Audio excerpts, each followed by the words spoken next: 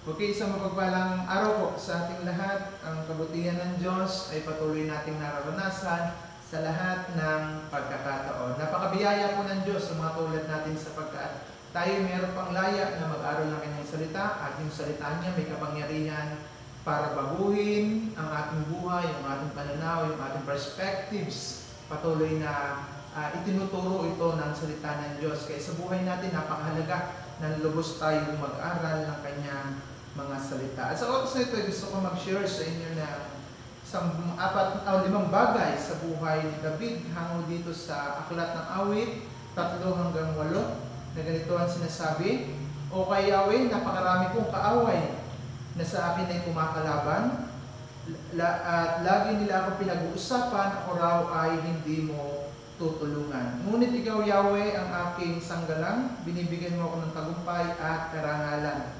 Tumatawag ako kay Yahweh, tumingi ng tulong, sinasagot niya ako mula sa banal na bundok. Ako'y nakakatulog at nagigising sa buong magdamag na si Yahweh ang tumitingin. Sa maraming kalaban ay hindi ako natatakot, nagsisipag-abang man sila sa aking palibot. Kay Yahweh, ang aking Diyos, iligtas mo ako sa parusa sa lahat ng mga kaaway ko. Ang kapangyarihan nila ay iyong igupo. Si Yahweh ang nagbibigay ng tagumpay, pagpalain nawa ang iyong bayan. So ito yung isang panalangin ni David na nagpapakita kung paano siya tumakas doon kay Absalom ng panahon na yon. At nakita natin dahil si David, nilala ang Diyos, alam niya yung dapat niyang gawin sa kanyang buhay na kung saan dapat niya maunawaan na anuman yung nangyayari sa buhay niya, lagi siyang manangan sa ating Panginoon. So meron pong 5 bagay na dapat tayong makita dito sa buhay ni David sa senaryong ito. Una, si David, we have a defender of God. Kasi ang sabi niya dito, napakarami daw niyang kaaway at talagang nakapalibot sa kanya at ang pinag-uusapan siya daw ay papabayaan ng Diyos. Pero hindi. Binanggit dito ni David na sa kanya siya nagtitiwala. Ibig sabihin, si David pala, malaki ang pagtitiwala sa ating Panginoon.